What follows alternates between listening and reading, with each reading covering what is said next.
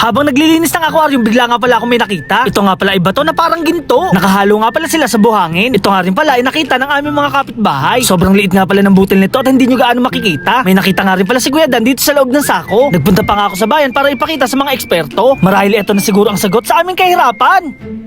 Ngayong araw nga, ikukumustahin natin yung binabad nating buhangin. Naka-overnight nga pala to at eto na ang kanyang itsura. Medyo luminaw na nga to at hindi na tulad kahapon. May nakapagsabi nga sa aking followers na kailangan muna banlawan ang buhangin. At bago nga hugasan, tinanggal ko muna itong malaking bato. Kung makikita nyo nga, ito nga pala ay puro putik. Marahil tama nga ang sinabi ng ating followers. Nakikita nga dito na humihiwala yung putik sa ating buhangin. Bigla nga ako napatigil sa aking ginagawa. May nakita kasi ako ditong kakaiba na tsak na hindi kayo maniniwala. May mga butil-butil kasi dito na parang ginto. Hindi ko lang alam kung inyo bang nakikita. Habang bumabagsak nga ang tubig, bumabagsak din sila na parang glitters. At para mapakita ko sa inyo na malino, kukuha tayo ng itim na plato. Kumuha na rin ako ng buhangin galing dito sa aquarium. Hinugasan ko muna to para matanggal ang mga putik. Pinakita ko na rin pala to sa aming mga kapitbahay. Medyo mahirap din pala magsala ng mga ganitong bato. Sa mga eksperto dyan tungkol sa mga ginto, ano masasabi nyo? May mga ibang butil nga pala ng ginto dito na sumasabay sa agos ng tubig. Yung mga kapitbahay nga namin namamangha din sa kanilang nakikita. Ito nga pala yung isang sample na parang ginto na sinasabi ko sa inyo. Marami nga pala nito sa sako. Etong buhangin daw ay galing pa sa Pampanga. Agad din pala nakakuha ng butil si Kuya Dan. Madali lang daw pala ito makuha dahil sila ay kumikinang. Habang maaga pa nakikiusap na ako sa mga eksperto. Ano pong masasabi nyo dito sa amin nakuha? May nakita rin pala akong kumikinang dito sa ilalim ng tubig. Kulay puti dilaw nga pala ang kanilang kulay. Kung ito nga talaga isang ginto, napakaswerte ko. Makakabili na kasi ako ng maraming isda at aquarium.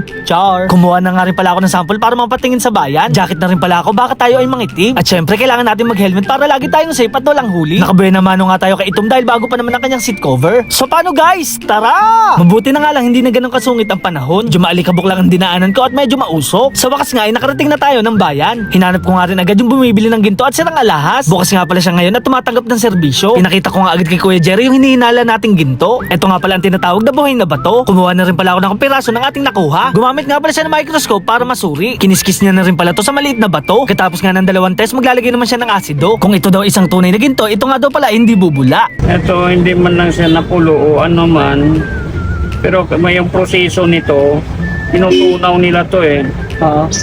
Pero pag ganyan hindi nakulo, ano yan? Ito. Yung ibig sabihin niyan, pag hindi nakulo, kung hindi, yung karamihan lang naman ng nakulo, tanso eh. Okay. Pero ito, yung ibig sabihin nito, hindi tanso. Hindi nakulo siya eh.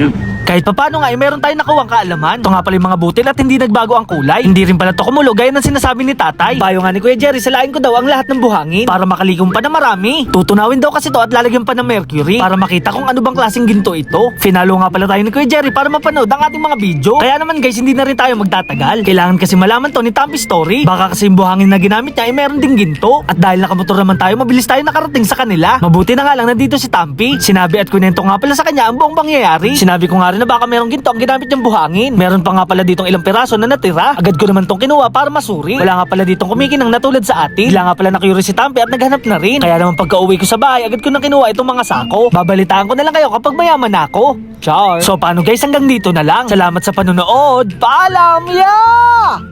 Guys, may tuturo ako sa inyong bagong laro. Ito nga pala yung Apaldo. Napakadali lang laro ito. Tara.